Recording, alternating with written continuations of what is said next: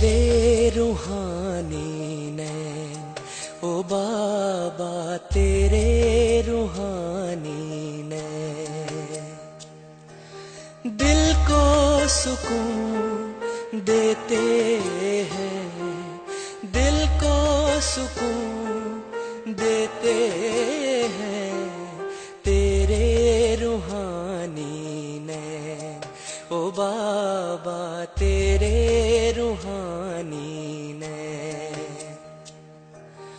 जब भी देखूं इन नैनों में, जब भी देखूं इन नैनों में, बात नहीं कह देते हैं, तेरे रूहानी नैन, ओ बाबा तेरे रूहानी नैन।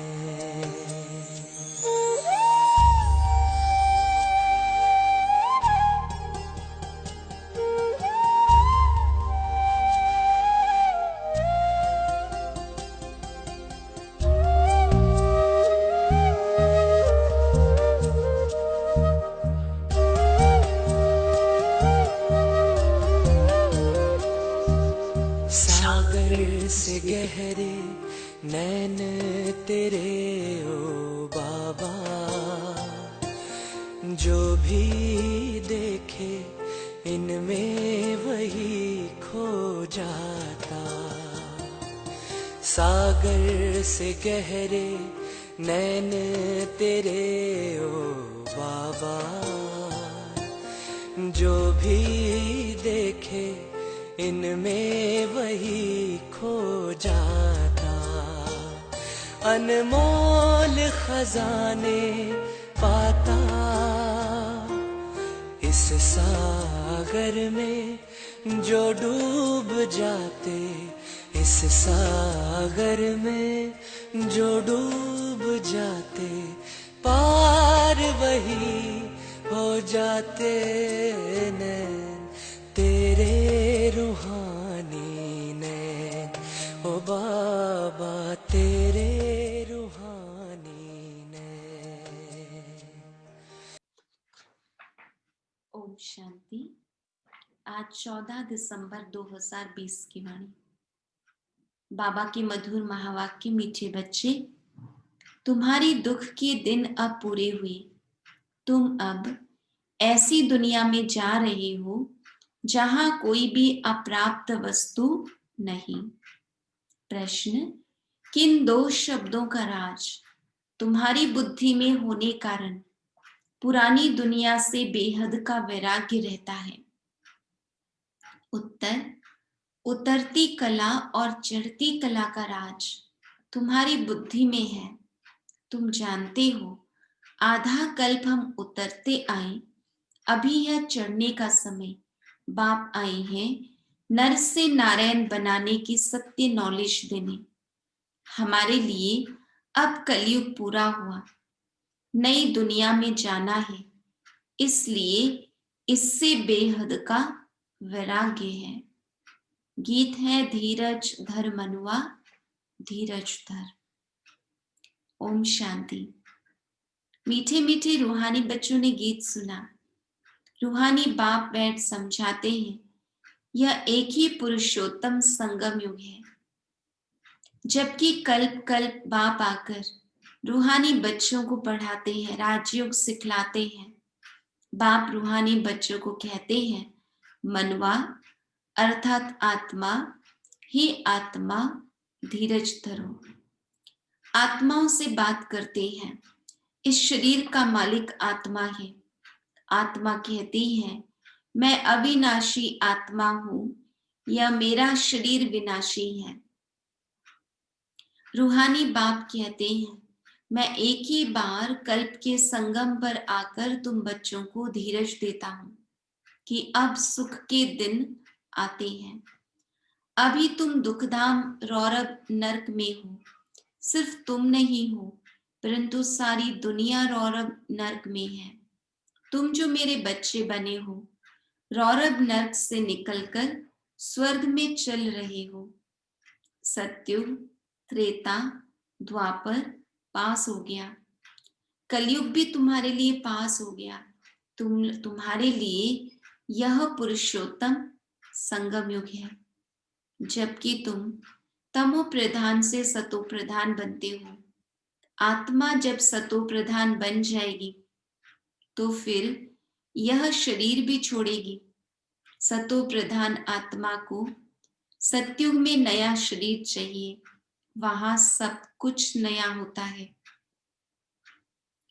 बाप कहते हैं, बच्चे अब दुखधाम से सुखधाम में चलना है, उसके लिए पुरुषार्थ करना है। सुख धाम में इन लक्ष्मी नारायण की राजाई थी। तुम पुरुषार्थ कर रहे हो नर से नारायण बनने का। यह सत्य नर से नारायण बनने की नॉलेज है। भक्ति मार्ग में हर पूर्णमासी पर कथा सुनते आए हो, परंतु वह है ही भक्ति मार्ग। उसे सत्य मार्ग नहीं कहेंगे, ज्ञान मार्ग है सत्य मार्ग। तुम सीढ़ी उतरते उतरते झूठ खंड में आते हो। अभी तुम जानते हो सत्य बाप से हम यह नॉलेज पाकर 21 जन्म देवी देवता बनेंगे। हम थे, फिर सीढ़ी उतरते आए। उतरती कला और चढ़ती कला का राज तुम्हारी बुद्धि में है।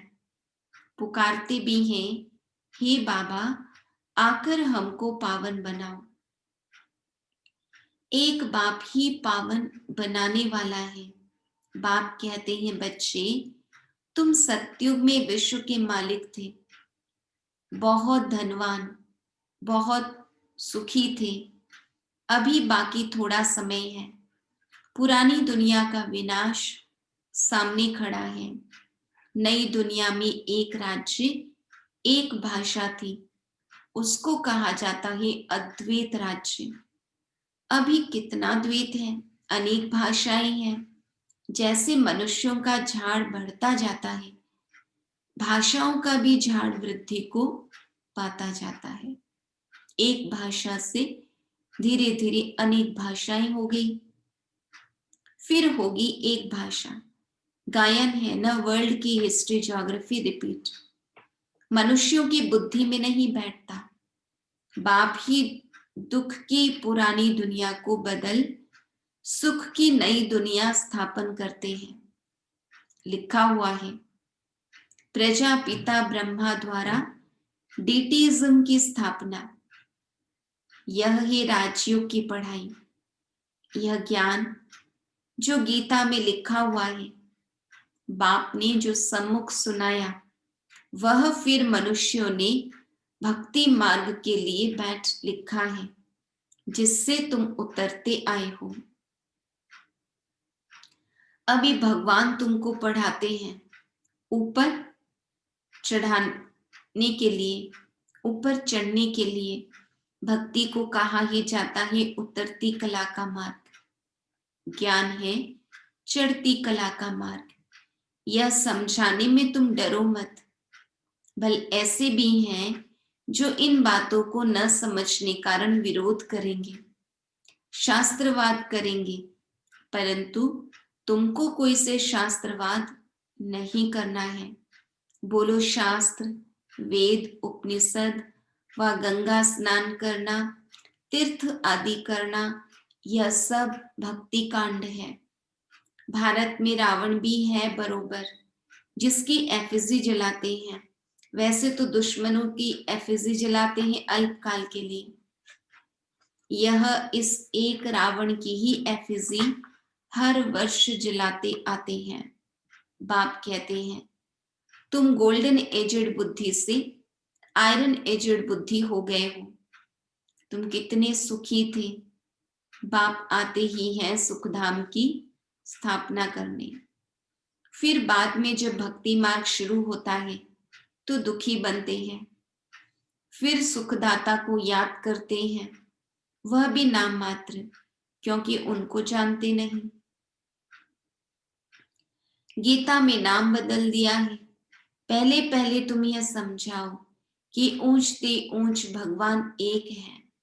याद भी उनको करना चाहिए। एक को याद करना, उसको ही अव्यभिचारी याद, अव्यभिचारी ज्ञान कहा जाता है। तुम अभी ब्राह्मण बने हो तो भक्ति नहीं करते हो। तुमको ज्ञान है, बाप पढ़ाते हैं, जिससे हम यह देवता बनते हैं।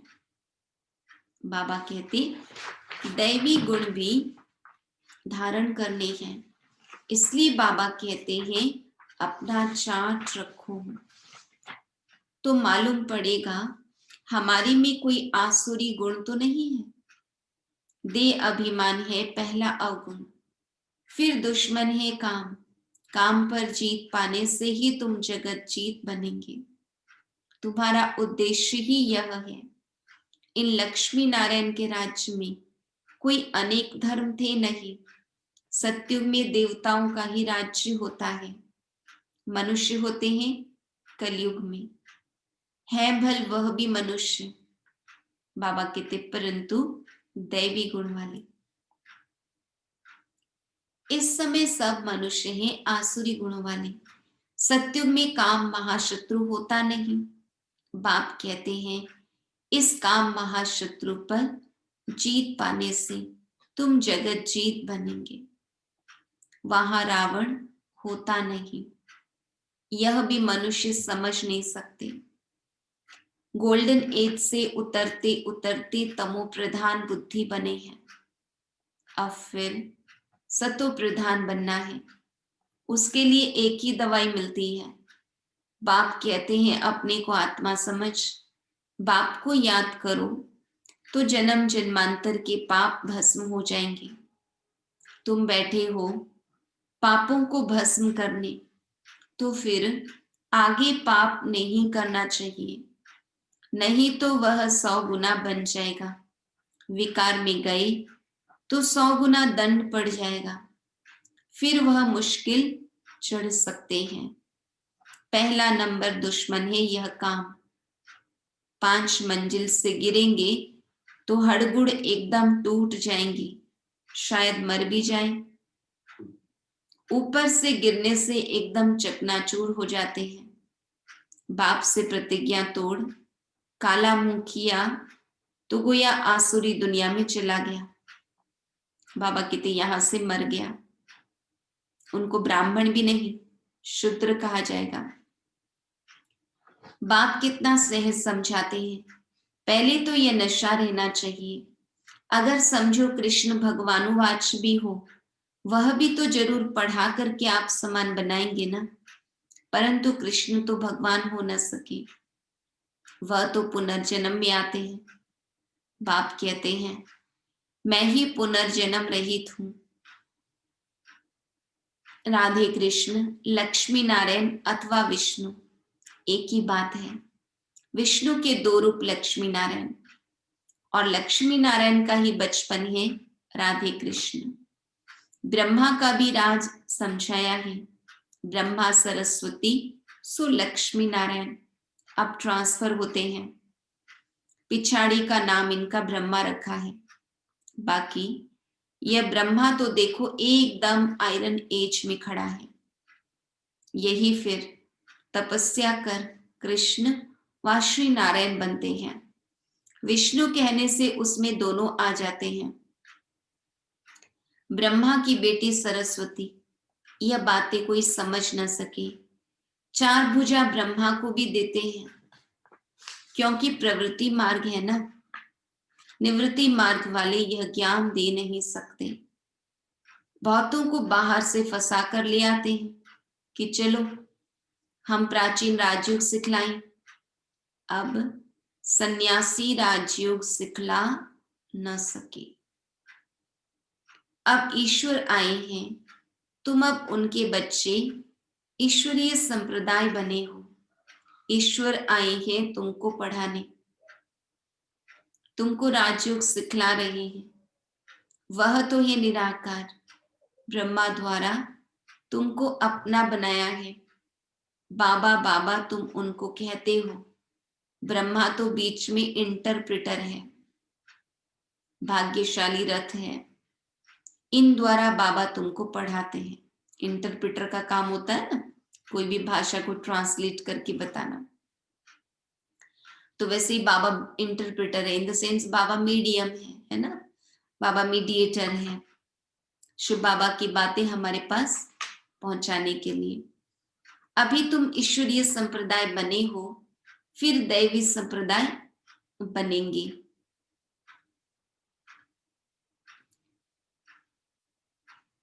सॉरी, ब्रह्मा तो बीच में इंटरप्रेटर है, भाग्यशाली रथ है, इस द्वारा बाबा तुमको पढ़ाते हैं। तुम भी पतित से पावन बनते हो, बाप पढ़ाते हैं मनुष्य से देवता बनाने। अभी तो रावण राज्य आसुरी संप्रदाय है ना, अभी तुम ईश्वरीय संप्रदाय बने हो, फिर दैवी संप्रदाय बनेंगे। अभी तुम पुरुषोत्तम संगम युग पर हो, पावन बन रहे हो। सन्यासी लोग तो घर बार छोड़ जाते हैं, यहाँ बाप तो कहते हैं भल स्त्री पुरुष घर में इकट्ठे रहो। ऐसे मत समझो स्त्री नागिन है, इसलिए हम अलग हो जाएं तो छूट जाएंगे। तुमको भागना नहीं है, वह हद का सन्यास है जो भागते हैं। तुम यहाँ बैठे हो, परंतु तुमको इस विकारी दुनिया से वैराग्य है। यह सब बातें तुम्हें अच्छी रीति धारण करनी है, नोट करना है और परहेज भी रखनी है। दैवी गुण धारण करने हैं, श्री कृष्ण के गुण गाए जाते हैं ना, यह तुम्हारी एम ऑब्जेक्ट है। हमें श्री कृष्ण जैसा सर्वगुण संपन्न 16 कला संपूर्ण बनना है। बाप नहीं बनते, तुमको बनाते हैं। फिर आधा कल्प के बाद तुम नीचे उतरते तमो प्रधान बनते हो। मैं नहीं बनता हूं, यह बनते हैं। 84 जन्म भी इसने लिए हैं, इनको भी अभी सतो प्रधान बनना है। ब्रह्मा बाबा के लिए कह रहे हैं, यह पुरुषार्थी है, साकार वाणी है ना। तो बाबा भी तो तब संपूर्ण बनने का पुरुषार्थ कर रहे थे। नई दुनिया को सतो प्रधान कहेंगे।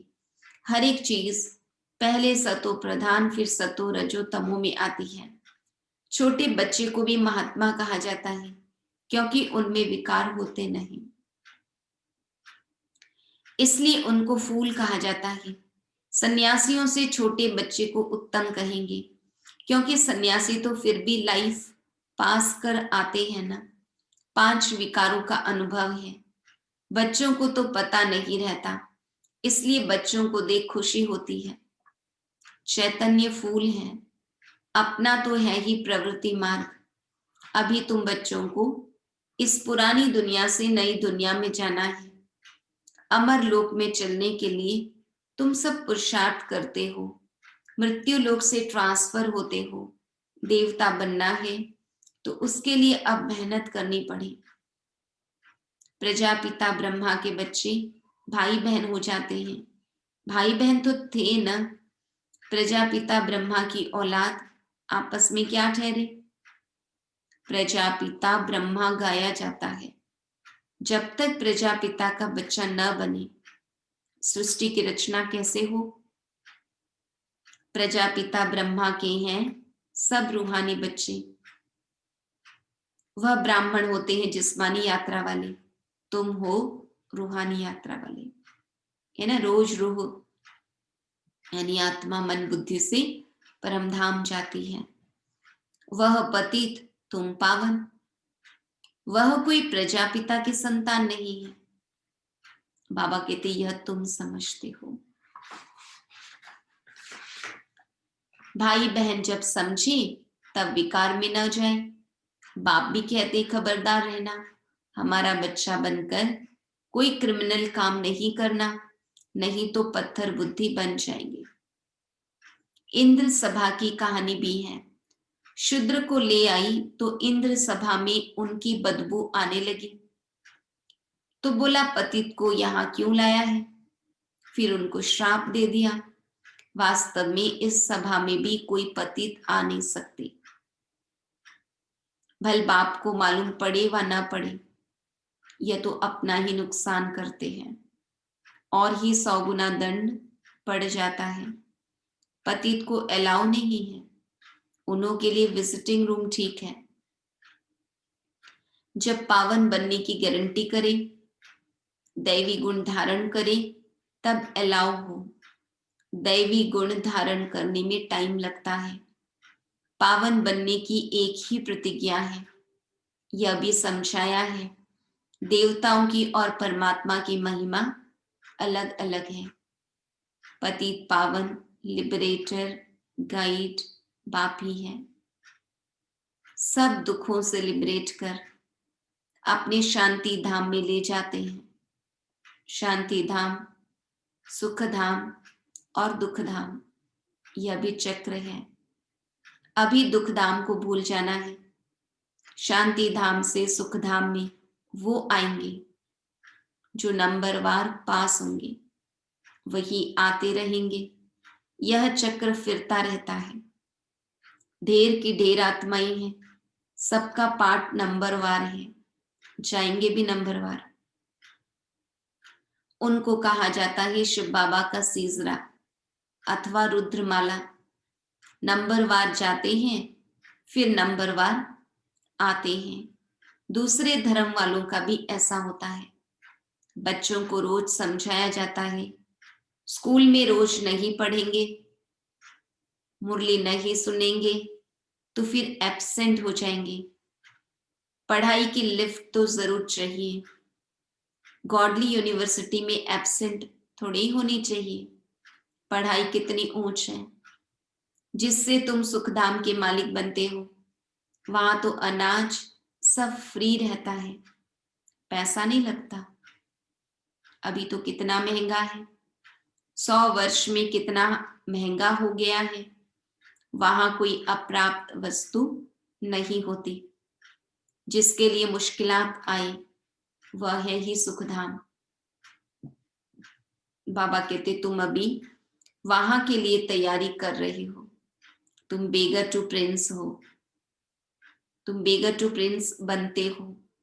साहूकार लोग अपने को बेगर नहीं समझते हैं, पर सही मायने में आज की तारीख दुनिया के सारे लोग बेगर हैं, क्योंकि अंदर की शांति नहीं, खुशी नहीं, संतोष नहीं, तो बेगर ही हुए ना।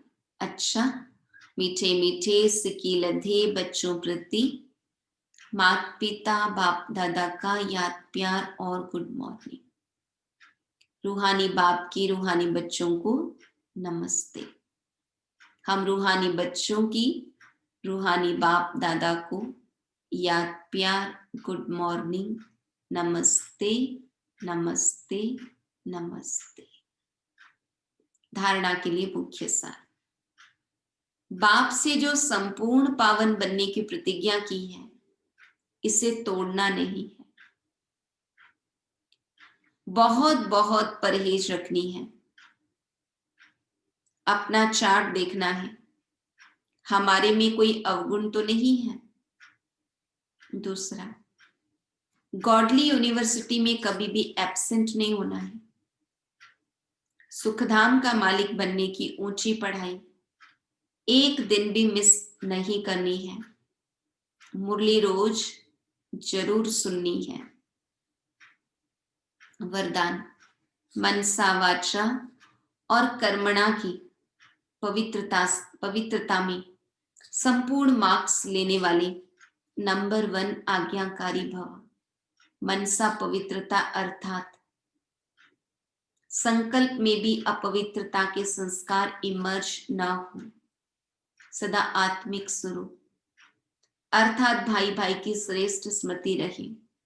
वाचा में सदा सत्यता और मधुरता हो।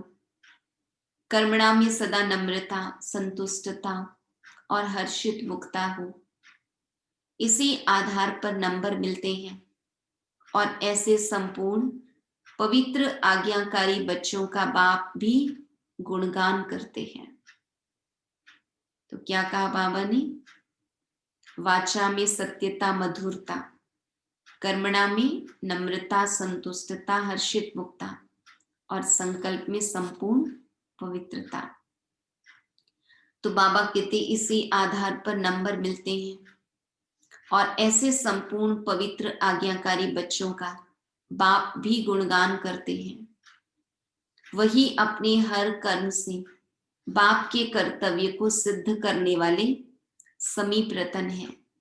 मनसा वाचा और कर्मणा की पवित्रता में संपूर्ण मार्क्स लेने वाले नंबर 1 आज्ञाकारी भव। स्लोगन: संबंध, संपर्क और स्थिति में लाइट बनो, दिनचर्या में नहीं। दिनचर्या एक्यूरेट फॉलो करें, उसमें अपने आप के साथ कड़ाई रखें, स्ट्रिक्ट रहें। बाकी संबंध, संपर्क और स्थिति में लाइट रहें। ओम शांति।